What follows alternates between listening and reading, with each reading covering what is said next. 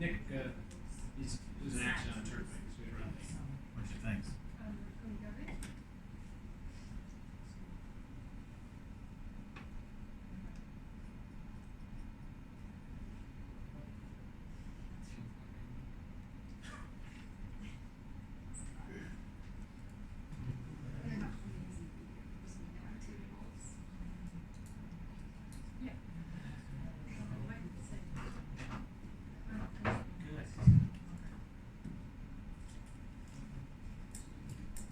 Are they on? Huh? I'm sure. They're on, they're recording.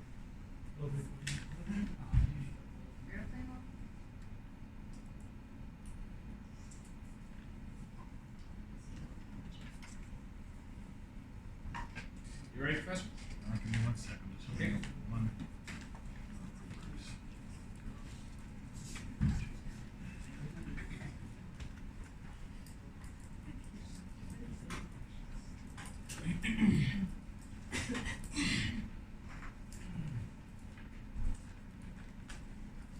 Okay, so in the body, it's Helia, Anya, Karina, Michael, and Pedro.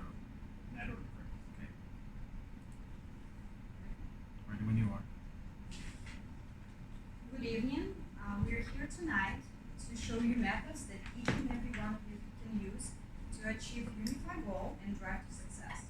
At the end of this presentation, you will learn how to communicate with others.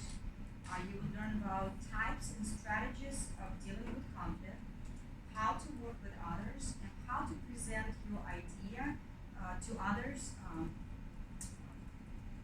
to get approval and okay.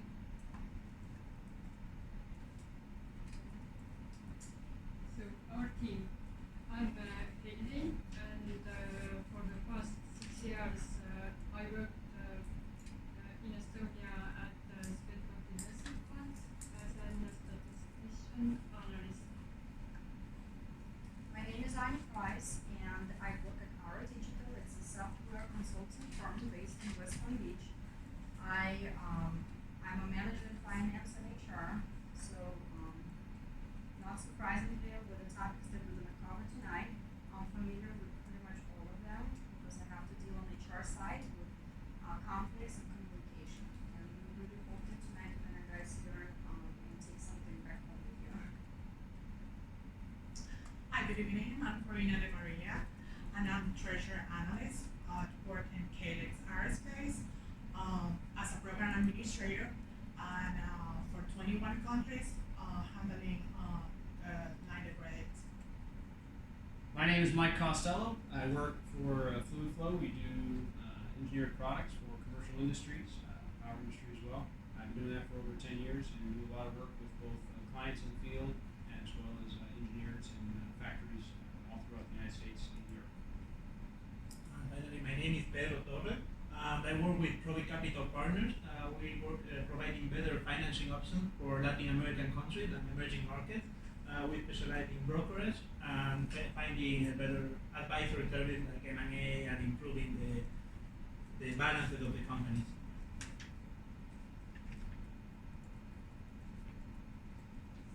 So basically, we were trying to present a scenario that would be very realistic and applicable to everyone in the group.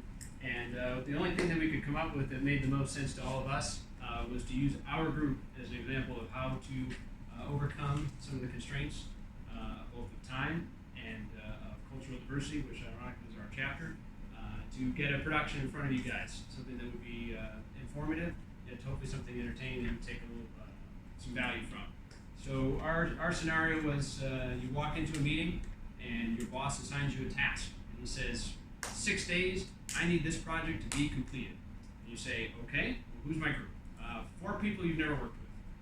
Okay, how are we going to get this done? Well, here's your assignment. You have 6 days to get it done. So we basically had to work backwards. We said, all right, well, we know we have a deadline, and how are we going to get this accomplished? We had problems right off the bat trying to coordinate. We had problems with cultural diversity. We had problems that nobody actually was assigned to leadership. There was no punitive problems if you missed a deadline. But we were able to get the outline done. Tonight we're able to get this done. We have done a run through, but we'll see how this goes for you. And at the end of the presentation, you guys can be the judge to tell us how well we did. So at that point, I think I'll turn it over to Ilya, and she's going to go over some of the body stuff.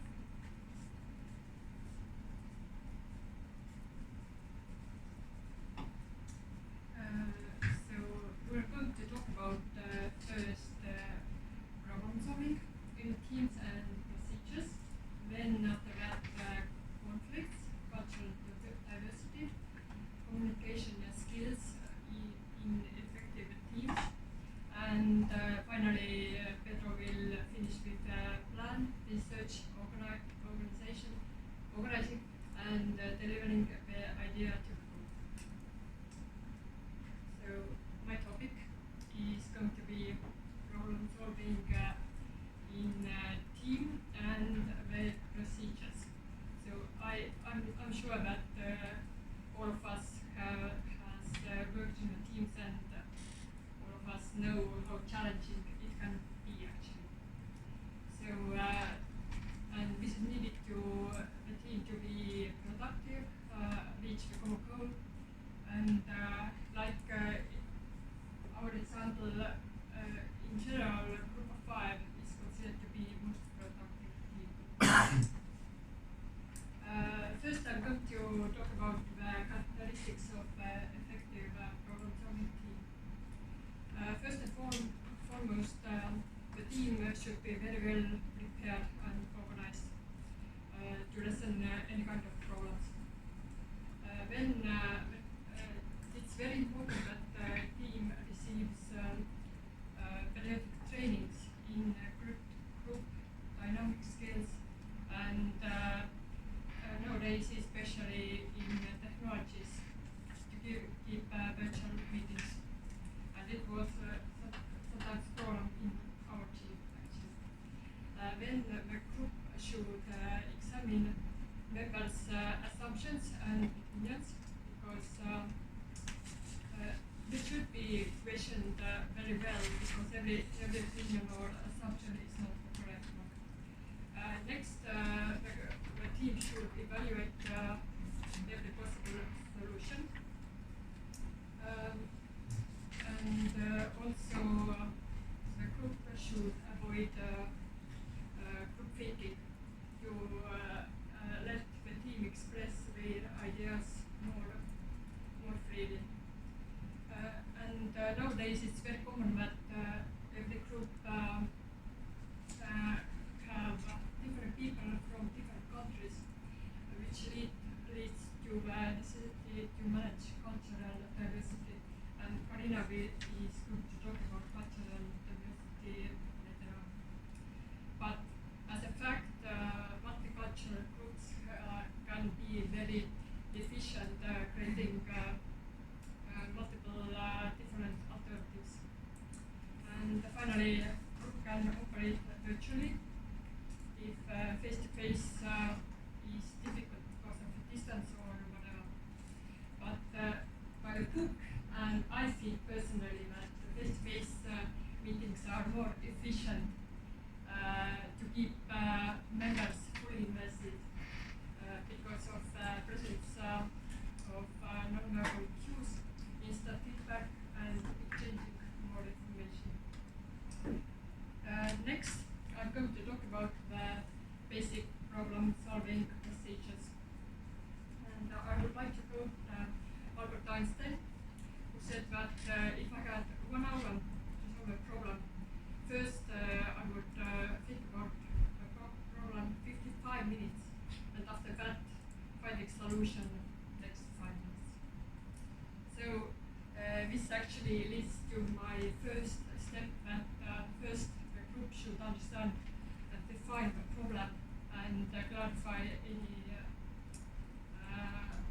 confusing term. Next step is to research and analyze the problem very well, because everybody needs to understand the problem. Next step is to establish a checklist of criteria that can be must is for sure, and one criteria. Also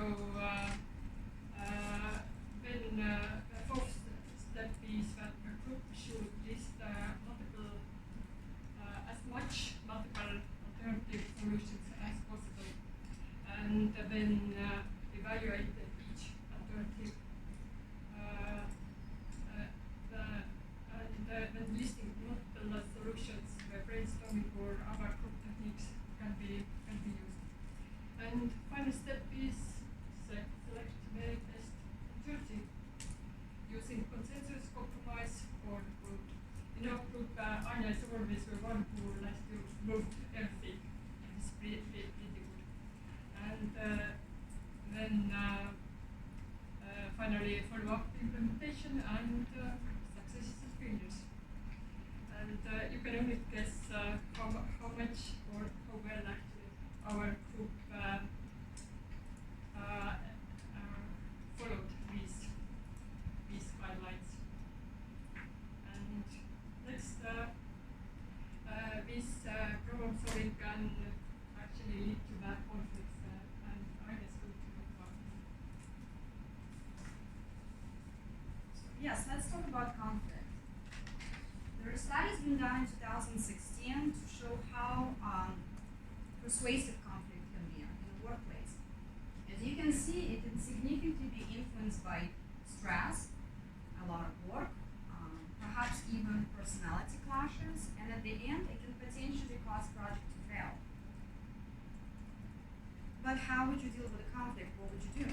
Well, first, you need to identify and realize the fact that I am in a conflict situation.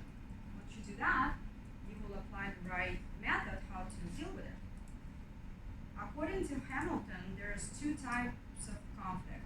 There's an A-type conflict, which is basically where co-workers they have a negative relationship and they don't trust each other. It's a relationship conflict.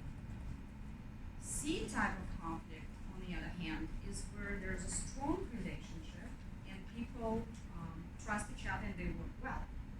Well, C-type of conflict seems more positive and something that you would want to expose yourself to.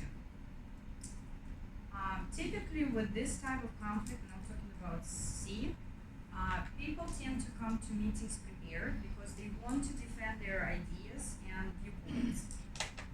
However, when things become personal and people start taking things, they're very emotional, it transitions to A type of conflict.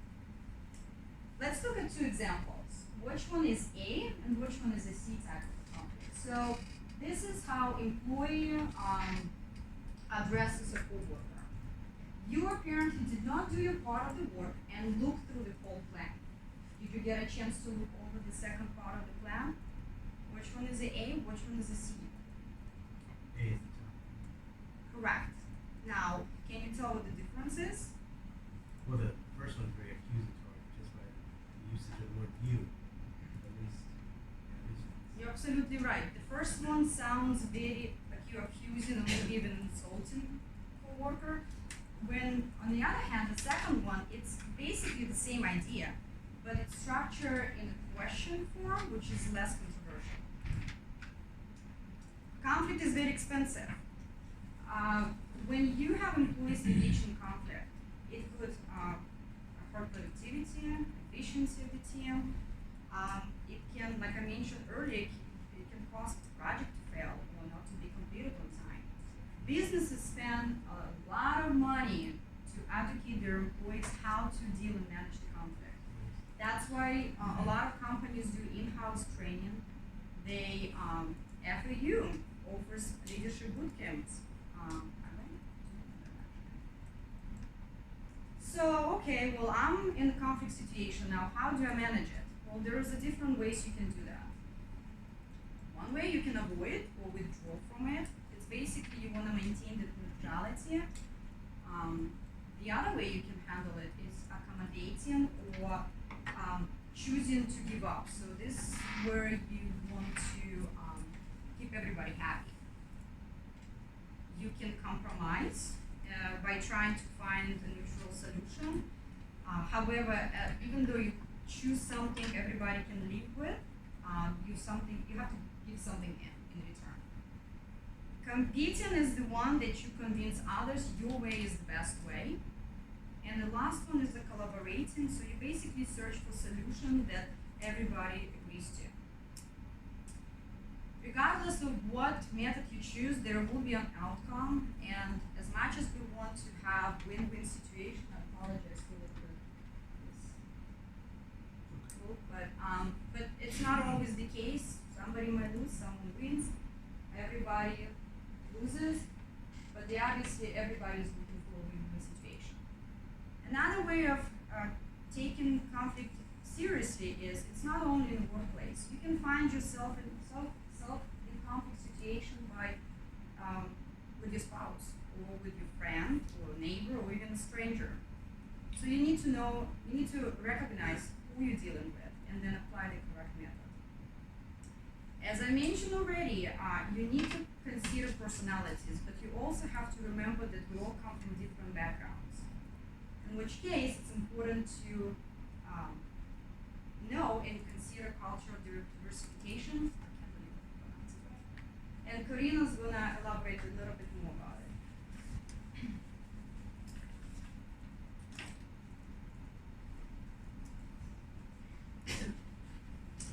Hi everyone, I'm Corina de Maria.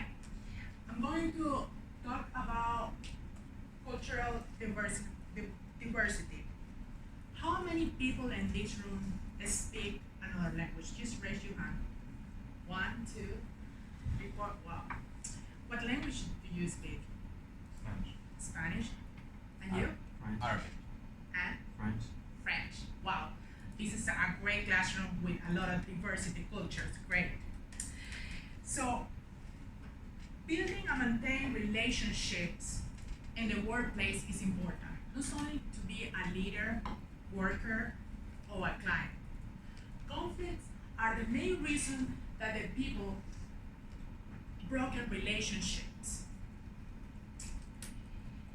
In order to do a better job, we are going to handle conflicts in the best way that we can learn. We have to learn who is involved in your organization. The United States is a multicultural society. We have people up to more than 186 countries. Let's talk about what is culture. Culture are the beliefs, customs, and arts of particular society group, place, on time. But let's see what other people around the world think about culture.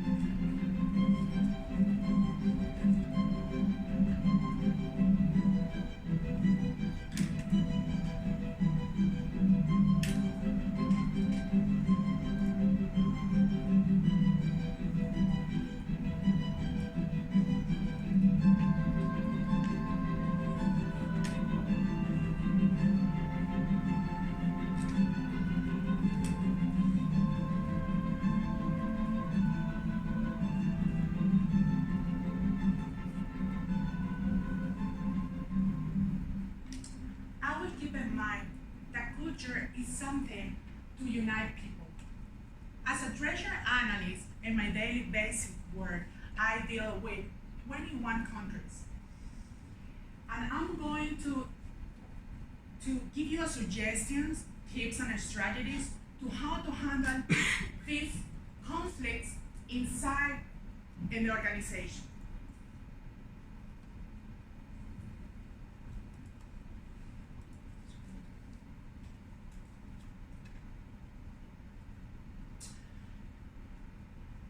We have 3 dimensions, cultures. The first one is in individualistic and collective cultures. Individualistic is well oriented with problem resolving. As Western cultures, like the United States, they are very individualistic. One of the effects is because the individual and individual rights, they are more high value than the group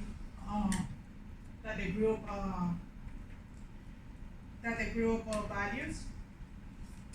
And Asian cultures like Japan are based in collectivistic culture structure. Collectivists are more related with relationship to others. And the next we have high and low context cultures. The low context cultures are usually send the message directly, spell out, and to the point. And high context cultures is to then be more send the message briefly and indirectly. The low context culture we can say as Americans, and the high context cultures we say like Asian cultures. The next one is monochronic and polychronic cultures. Monochronic cultures is based in time management resort, and everything is based the appointments and schedule, like United States and Europe use this format. The polychronic cultures are based on being more flexible with the assignments as Latin America and Asia form. Another strategy that we have to help with these kind of conflicts is the communication styles. Communication styles, we have 4 classifications. We have the private style classification. The people works well with things than the people. Example, we have a managing computer network, the people that work in IT department.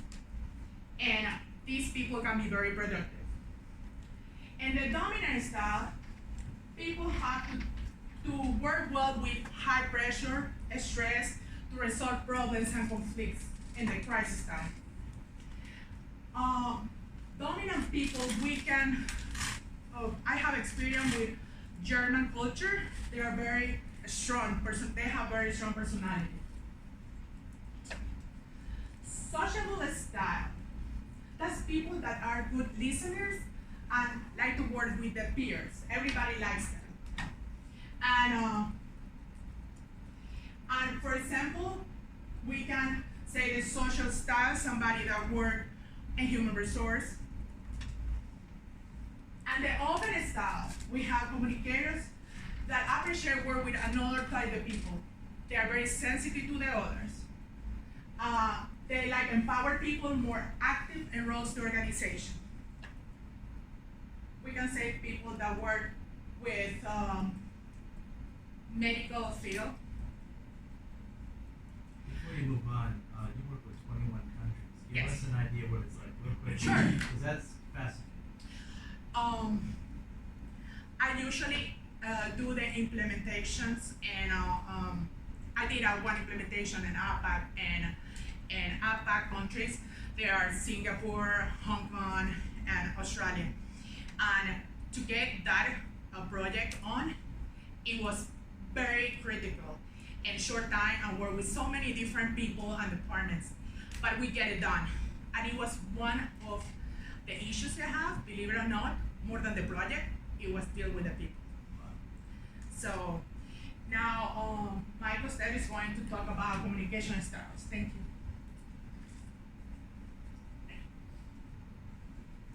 All right, now that you have a little bit better understanding of communication styles, we're going to talk about some of the skills based on the styles. So basically, effective communicators need to know how to talk to different people in different scenarios. So you're going to talk to your boss differently than you're going to talk to your subordinate. You're going to talk to your child differently than you're going to talk to your spouse. You talk to your client differently than you're going to talk to a coworker. So what we need to do is distinguish those scenarios and how we're going to handle them. There are 5 main types of personality traits that we'll get into through a very interactive photograph I have next. And then effective ways that you can use your task management skills within the group. So how are you going to assign people responsibilities so that everything gets done within the allotted time? And then there's different management styles, authoritative, democratic, which will be a case study for that as well. So Can anyone tell me what they see on the screen right now? Bunch of old guys. All right. So this is the world's best rock and roll band, self-proclaimed Rolling Stones. And one of the things that's pretty unique about this is there's 4 guys on the picture. You might say, Mike, now I know you didn't do well in the CFA exam. There's 5 different styles here, but the reason is there's actually another member of the Rolling Stones who was deemed to not have the Rolling Stones look. So he never went on stage with the band, but he was very instrumental in the band when they were in the recording studio. So he would be agreeableness. Mick Jagger, obviously, extroverted. So you can see some of the stuff, and when they were able to meld, they were able to put together some awesome albums. But they also fought a lot. There was a lot of internal strife and broke up several different times. So that goes back down to staying on task, kind of like when the Rolling Stones were putting an album together. You know, we had our assignments, and you guys are going to have your assignments. So how do you delegate some of the responsibilities? How do you solicit feedback, or how do you solicit ideas from other people within the group? And there can be designated one person. You can have an open forum where everyone feels comfortable being able to express their opinions. Sometimes you run into a dominant person, and that dominant person will hog the entire conversation, and it leads to a lot of hostility because sometimes you don't feel like your point is being heard. So, you know, different ways you can encourage team members, and different ways you can try and solicit their opinions. I didn't understand Dilbert until I got a job, and even then I still didn't understand it very well. But the basic premise being, this is what happens in the real world. And part of that is how to stay on function. And the idea of how do you accomplish your goals in a set amount of time. And if you can do all those things, you're going to be very successful. When you can't do all those things, you're not as successful. And it shows, and it leads to a lot of stress, a lot of infighting, like we found within our group. So maybe tasks, and that's something we didn't do very well, is assign certain people certain tasks. You will be responsible for this. You will be responsible for this. You make sure this gets done. You make sure this gets done. We also had no internal accountability, which goes to part of the maintenance. We didn't encourage each other very well at first. We had certain people. Pedro was trying to be our gatekeeper and our peacemaker, and while that worked at certain points, there was a lot of regression at other times. So when did you jump? Sorry? Oh, When did you I'll jump? take all the questions at the end. So that kind of goes to the end of it. All right. So this is actually a picture from one of our meetings. And so what we did is we actually had a lot of dysfunctional behavior, not just snarky comments, but little things like taking the group off task, things that you start to storytell, or you're not as focused on the assignment as could be. And like I said, we had internal deadlines. We missed every single one of them. It didn't impact our final presentation, but internally we felt like we were letting each other down. And that had a big impact on the group. So again, a team leader, somebody had been either assigned a team leader, or say we had been working under a direct boss for all of us, that we would have had accountability to, I think it would have worked a little better for our situation. Types of leadership. So this again goes into the authoritative, democratic, the one versus the other. So authoritative might have been better for our situation, because here you have a very small time window. You're going to need to make a decision. You're going to still have hostility within the group, but a decision gets made. Doesn't mean it's always the right decision. We certainly found that we made a lot of bad decisions in a very short period of time. But we chose democratic, which I think was good because we're all at equal footing. You know, there wasn't a single member of the group that had any higher power than the other. And at the same time, we were able to all express ideas. I think that would be fair to say that everyone was able to present an idea. It didn't mean we elected to go with it, but everyone was able to get heard. The problem we had with that was the time constraint. And a lot of times our group was more like a Kardashians episode, where we were just running from one crisis to another. And that might be how a lot of groups operate. And you know, you're just trying to put out one fire, put out another fire, but we were never very proactive. It was always very reactive. So we need to get this done like tonight, instead of being able to go out further in advance. So the laissez-faire, which is typically if you have one group of like vice presidents, somebody that doesn't need one leader taking over everything, that's how that works. So again, how do we do? I would say not well. Here's some text shots of accusing people in the group of being terrible, and the other person taking offense to it and whatnot. So that was part of it, and it got worse, but we into that. One of the things we did learn a little bit was about how to communicate with people from Miami to Wellington, so how to utilize skills for virtual meetings. And once we were able to do that, I think we were able to streamline a little bit. Some people were out of their comfort zone, some people were a little bit more comfortable, but it shows again, but it was a different dynamic for us. So Now that you've realized some of the communication skills and how you're going to put your presentation together, now you got to find out who you're presenting to, and that's what this paper is here to talk about. Okay, so I hope everybody with me right now. I got a question for everybody, and show me by raising your hands. Let's see, what do you think is the toughest thing to sell? Maybe a 100-year-old? Who's with me? Who's gonna sell it? Who thinks it's the hardest thing to sell? Or maybe a heart-shaped single concrete? What do you think, Jason? The last one. Okay, so everybody thinks the kidney stone is the hardest thing to sell? I know.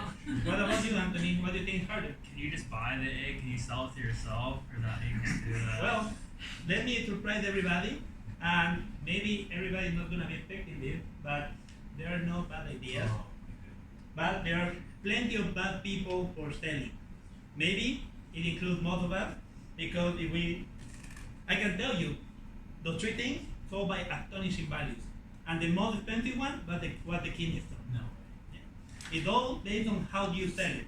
It's not only based on why you do it or how you communicate it. So if you can deliver the correct message to an audience and show them that you have the reason to sell it correctly, it's gonna work.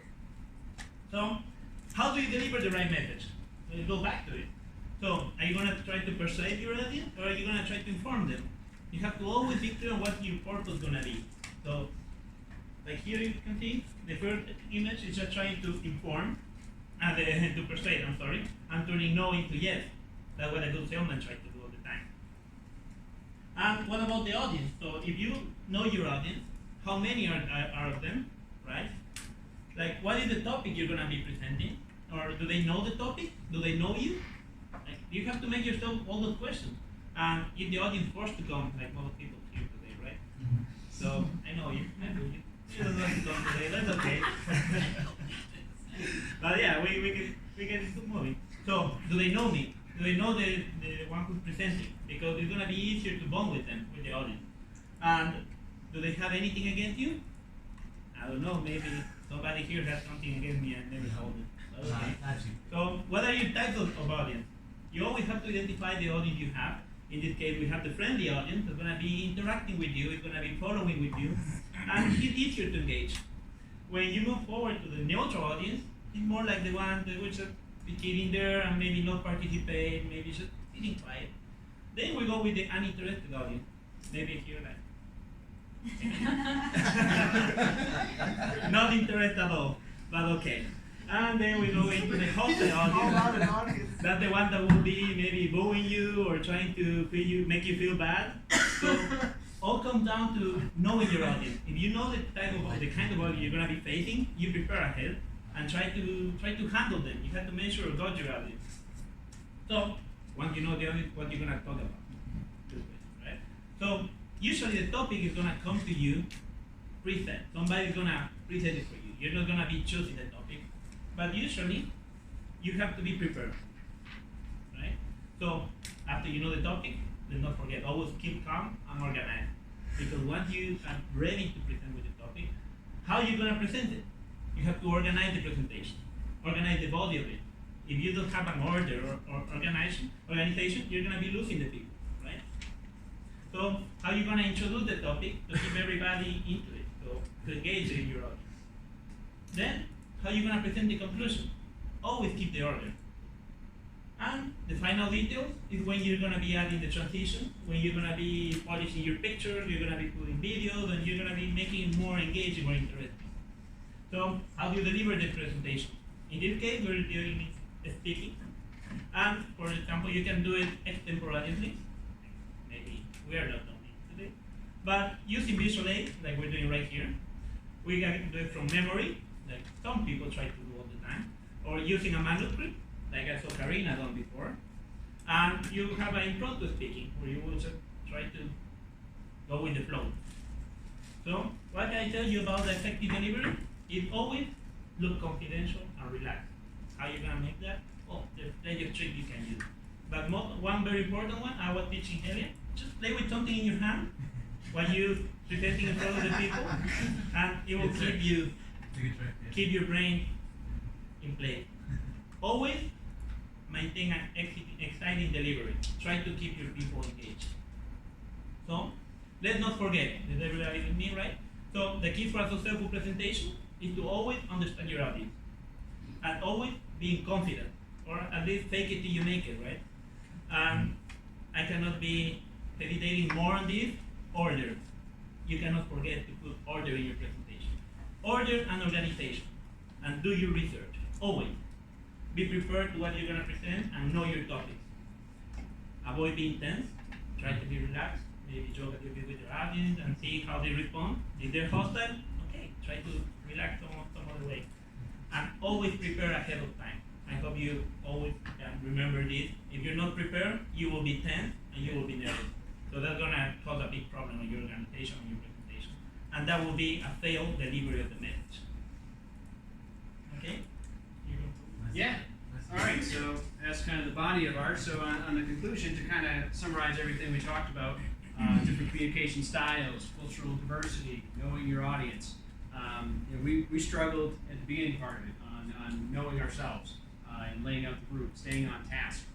It was interesting because we kind of followed the stuff through the book. It would have been a great case study for the book to do because we screwed up chapter 3, screwed up chapter 9, screwed up chapter 10, screwed up chapter 11. So things we're going to talk about: how to conflict resolution, knowing, understanding cultural diversity. If we had read the book prior to having the assignment of reading the book, I think we would have had a much better handle on it. In the end, we were able to come together as a group. Everyone had the mindset of the group first, and obviously we were here for a grade, and that's part of it.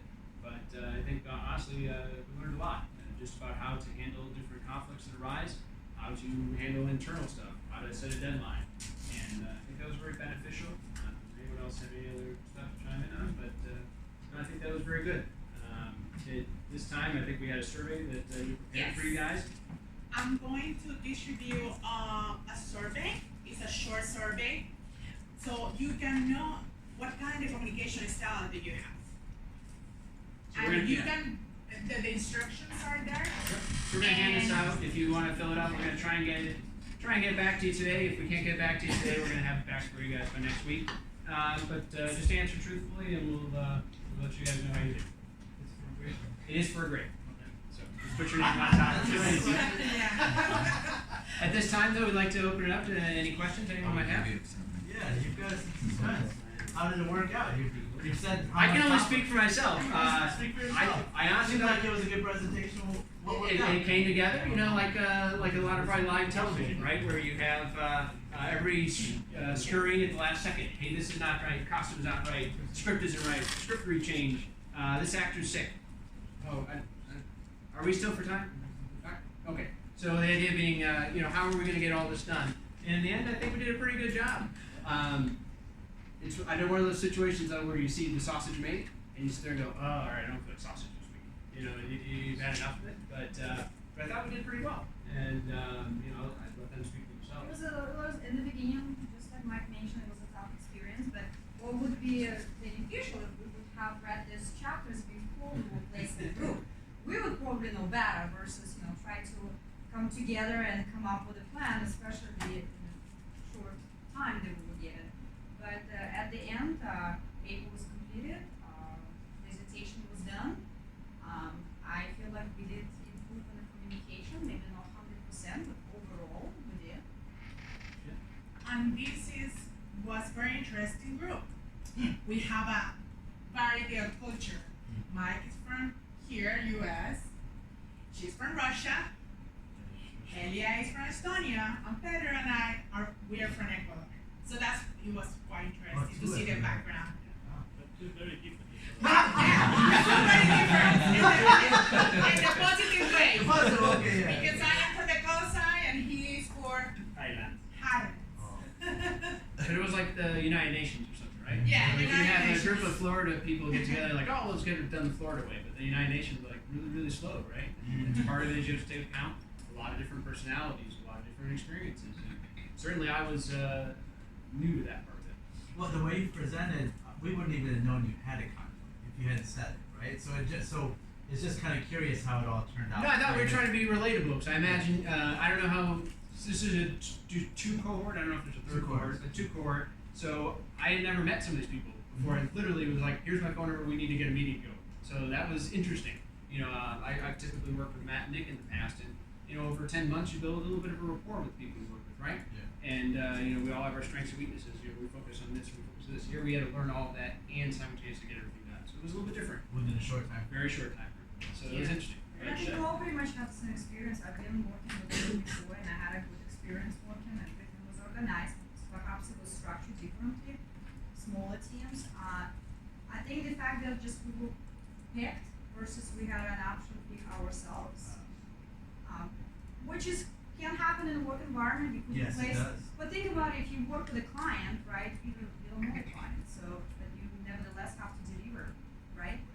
And then at the same time, you work with your peers, and you already got a chance to know them. So you always will get in a situation where you can have both. So you need to know how to do it. Question for you. Yeah. How does the grapevine work in the workplace? As far as Like what is it? What is the grapevine?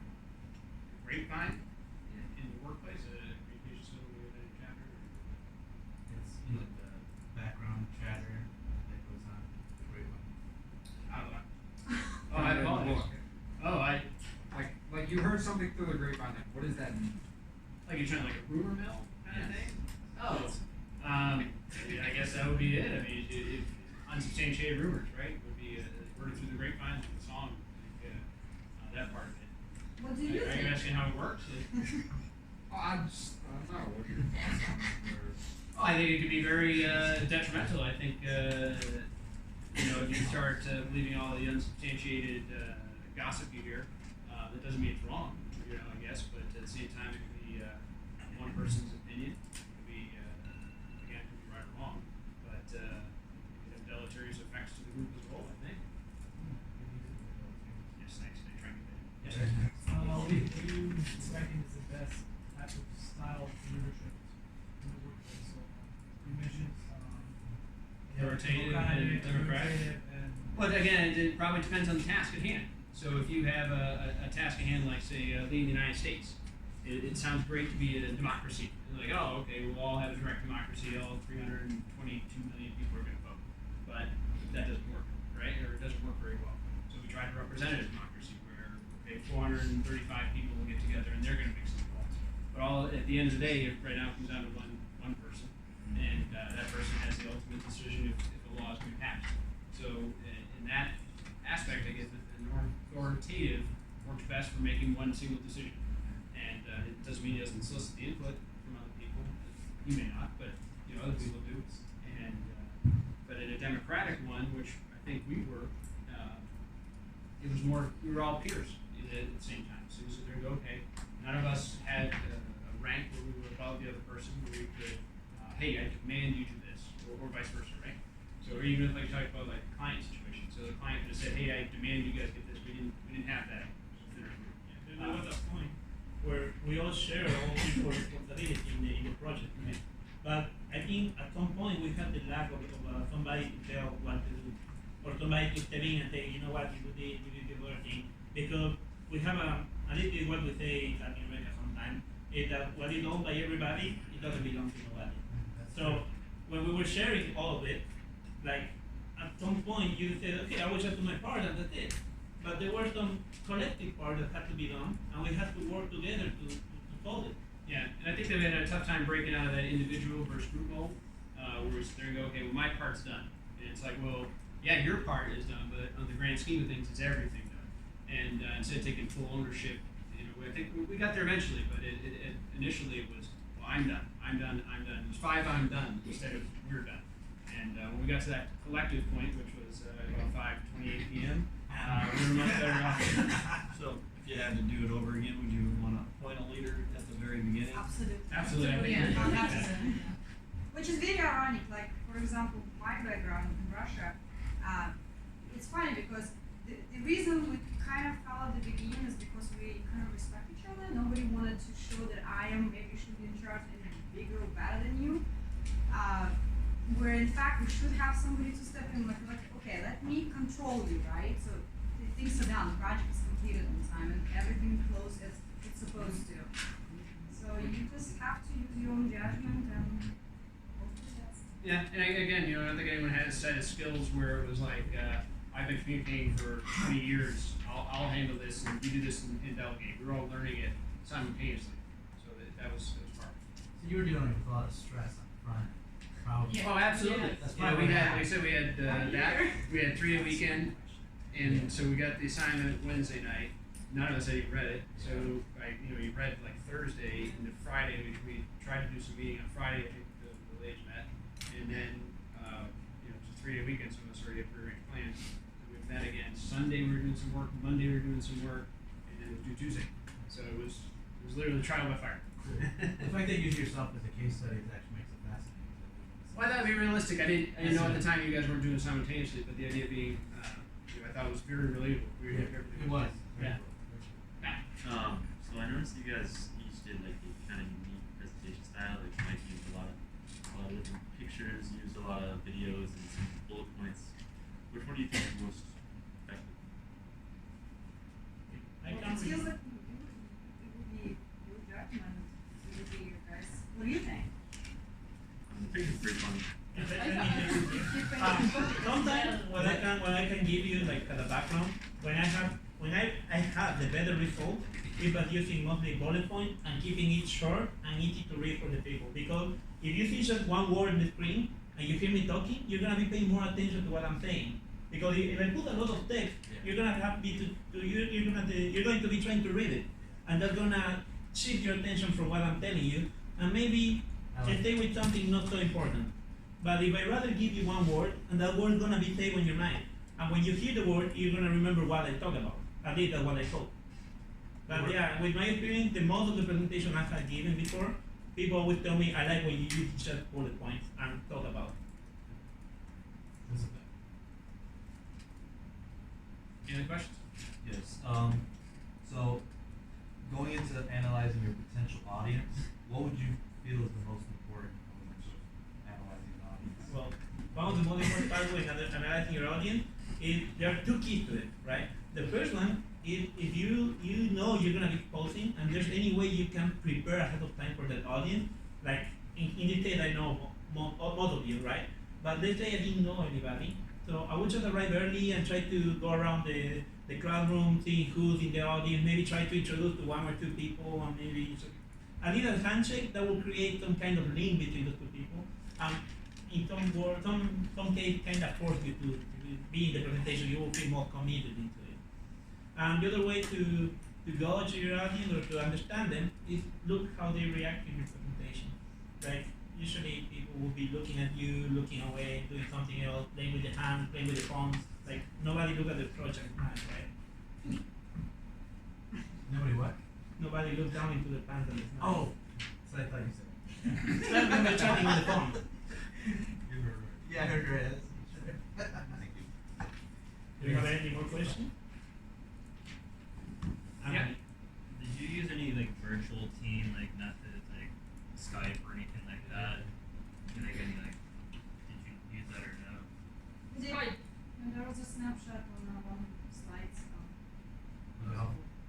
Yes. Did it work out for you? Yeah, I think, I apologize, I think it was in one of the other chapters too, but it's in chapter 10, but, I'm in Wellington, so it's about 45 minutes for me to get here. So we were trying to set up a meeting here, I think you're down in Miami, right? Yeah. So he's down in Miami, so we're centrally located, so it's a good place to meet. But we ended up having, on Sunday, I think we ended up with about a 35-minute meeting. So in the amount of time that it would take me just to drive here, we were done with the meeting. So it was, and then it was, again, the delegation responsibilities part of it. We utilized WhatsApp, we utilized Google Slides, Google Doc, so you can write, we could all write in real time. Okay, what a great tool. And Skype was a good tool. So Plus, I'm noticing a lot if for somebody whose English is not first language, people tend to meet in person because you understand person better. You can see how person reacts to what you're saying. I used to be the one who I would want to meet in person.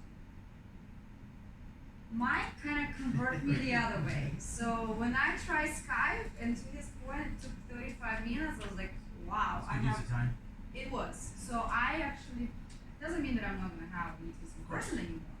But I'm definitely going to be trying to have more Skype or any other ways because you can see each other, we can talk. At least And it opens up, I think there's a couple of meetings at like 10 o'clock at night, where it'll be a little bit more prohibitive. My kids were sleeping or something like that, it's a little bit harder to get out of the house. But, on Skype, we're sleeping, I'll just go downstairs or something like that. So I think a couple of people in the same boat. So that doesn't take away the value of face-to-face meeting. If I only communicate with my clients via Skype, why would I have to make clients? But on certain tasks, I think it worked pretty well.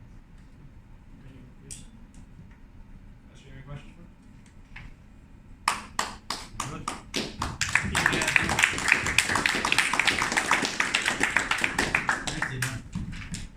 Why don't we take a break till 7:30, and then evaluators, you can finish up your comments. Can we turn these in, or? No, you're gonna get time later to meet with your evaluator. Oh, for surveys? Oh, that's perfect.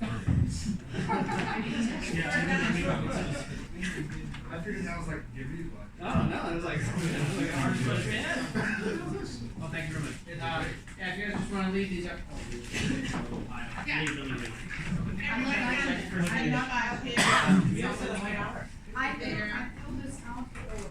Oh, you did? Okay. So I think they were distributed somewhere around. They weren't. No. Thank you. 2004.